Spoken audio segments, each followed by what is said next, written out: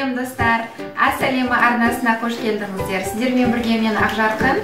Бүгінгі видеоблогымызда ерекше торт түрін әзірлейміз. Арнамыздан алыстамаңыздар. Тортымызға қажетті заттар: 3 жұмыртқа бөлме температурасында, 120 грамм қантымыз, 20 грамм какао ұнтағы керек болады, 100 грамм ұнымыз керек, және 100 грамм бөлме температурасында жаңағы еріп тұрған жұмсақ сары май, және 2 шай қасық ұн қопсытқышымыз керек болады, және креміне 200 мл жаңағы клеки керек болады, сливки деп жатамыз, 33%, және оған 3 ас қасық қант ұнтағын қосамыз креміне. Және сол кремнің арасына қосқанға мынандай дәндер және шоколад керек болады. Көз мөлшермен алдым. Өздеріңіз қосасыздар. Ең алдымен құрғақ заттарымызды барлығын біріктіріп араластырып қоямыз.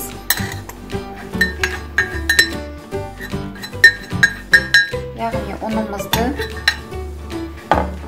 оған какао ұнтағын қосамыз.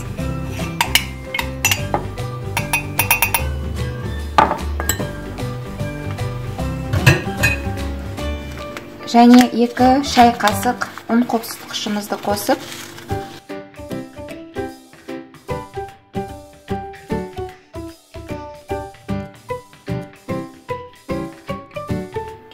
үш жұмыртқамызды жарып алдық.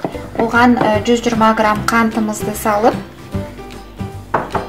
миксермен араластырамыз қантымыз ерігенше.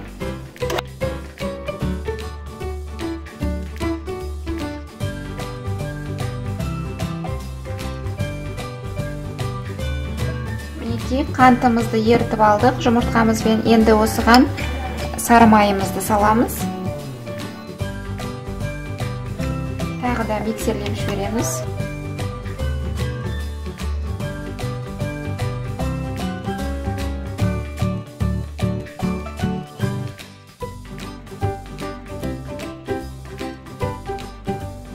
Сары майымызды қосып араластырып алдық. Енді құрғақ заттарымызды қоса отырып араластырамыз.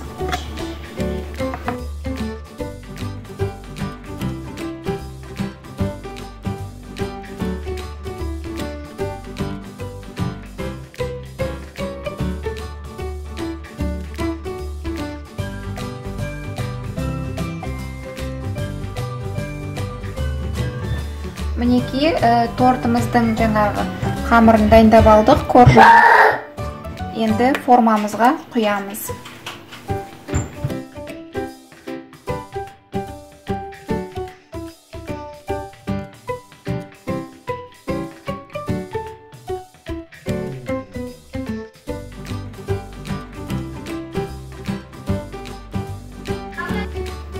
Мінеки достар, біз жаңағы формамызға орналастырып шықтық. Енді 180 градуста 10-15 минутқа пісіріп аламыз.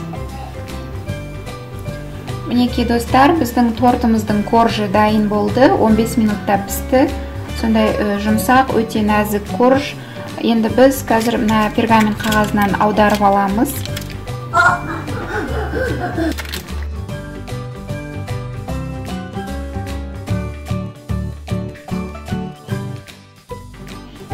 Ал енді біз мына коржымызды мынандай дөңгелек ыдыс аласыздар. Мына менің ыдысым 1 литр, жаңа диаметрі 18 сантиметр.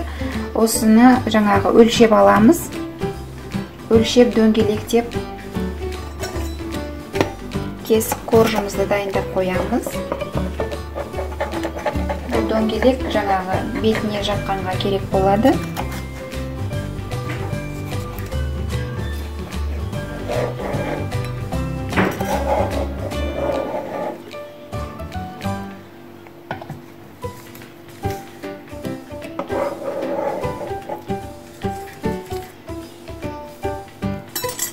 Енді бізге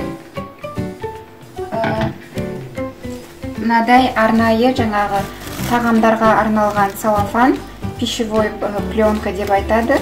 Осыны біз мына ыдысымыздың ішіне салып шығамыз салафанымызды. Мінекей салафанымызды осылай ыдысымыздың жаңағы барлық бөлігін жауып шығамыз. Осылай менікі жаңағы 2 қабаттадым.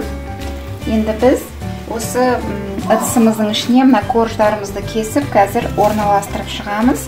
Жаңағы астына да, мына шеттеріне де, ортасына крем құятындай орын қалу керек.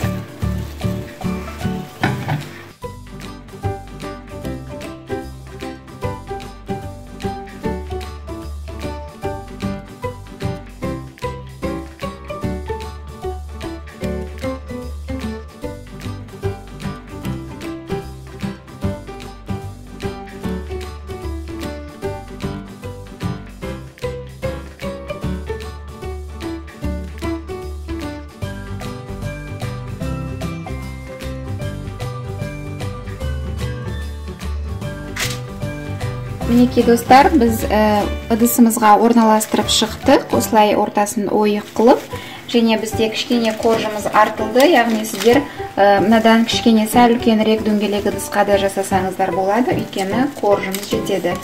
Ал мына дөңгелекті біз бетіне жабамыз. Енді біз кремін дайындайық.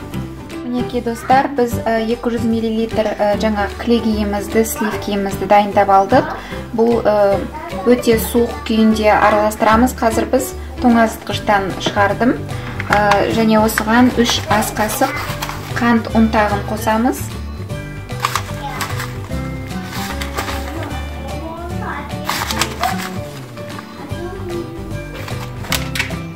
Қант ұнтағымызды қосып, әбден қою кремге айналғанша миксермен араластырамыз. Және біз бағана шоколадымызды және дәнімізді ұнтақтап дайындап қойдық. Дайын болған қою кремімізге қосып араластырып жібереміз. Ең алдымен миксердің жаңағы төменгі жылдамдығында араластырып бастаймыз, одан кейін тездетеміз.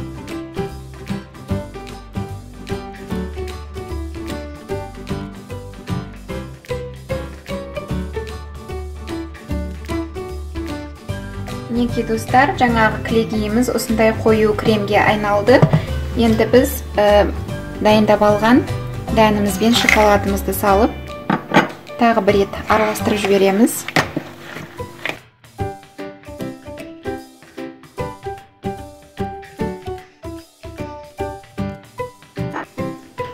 Мінекей кремімізді осы тортымыздың арасына салып шығамыз.